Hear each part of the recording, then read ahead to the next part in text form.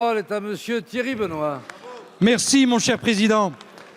Monsieur le ministre de l'économie et des finances, je voudrais revenir sur une donnée récente qui place la France au deuxième rang des pays les plus attractifs en Europe pour les investissements étrangers, selon le baromètre Ernst Young. Chacun de nous ne peut que s'en féliciter. Malgré les tensions commerciales entre les États-Unis et la Chine, les incertitudes liées au Brexit et malgré les tensions sociales que connaît notre pays depuis quelques mois, notons que l'essoufflement de la croissance européenne n'a pas entamé l'attractivité de la France qui devance l'Allemagne. Ainsi, en 2018, la France a accueilli 1027 projets. Malgré ces résultats encourageants, il faut, Monsieur le ministre, que la puissance publique assure la visibilité des talents de nos territoires. 74% des investissements étrangers sont orientés en métropole et à Paris, et les métropoles qui sont dans les territoires, et notamment les métropoles régionales que sont Lyon, Lille et Marseille.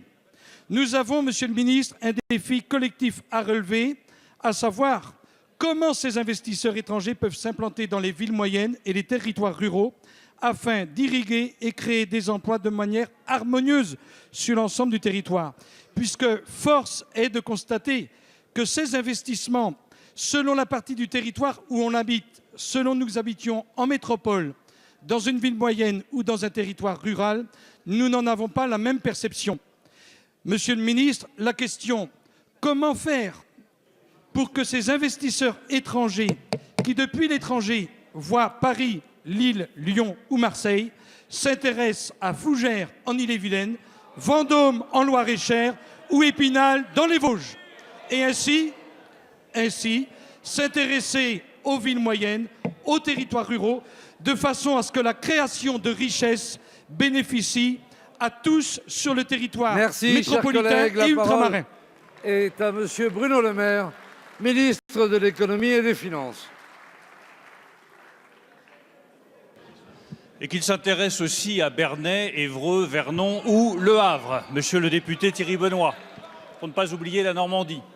En tout cas, oui, c'est une bonne nouvelle.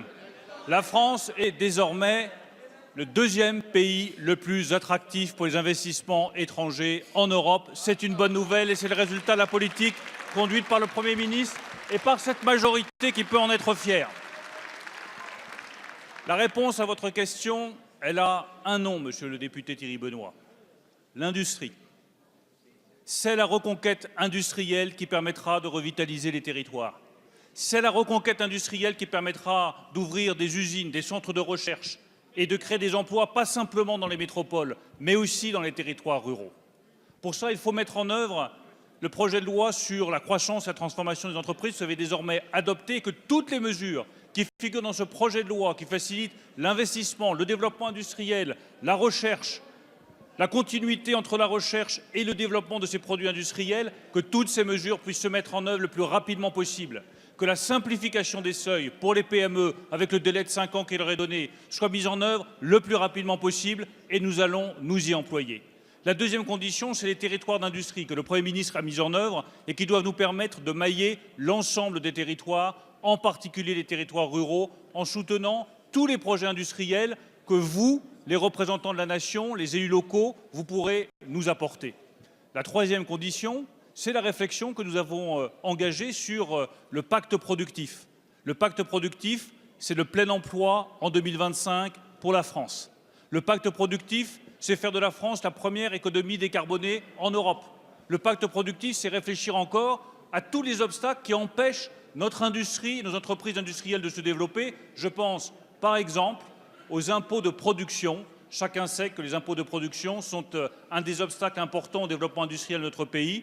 Nous allons regarder avec l'ensemble des ministres concernés, avec le Premier ministre, tous les obstacles qui pèsent encore sur l'industrie et la production, et nous réussirons la reconquête industrielle de la France.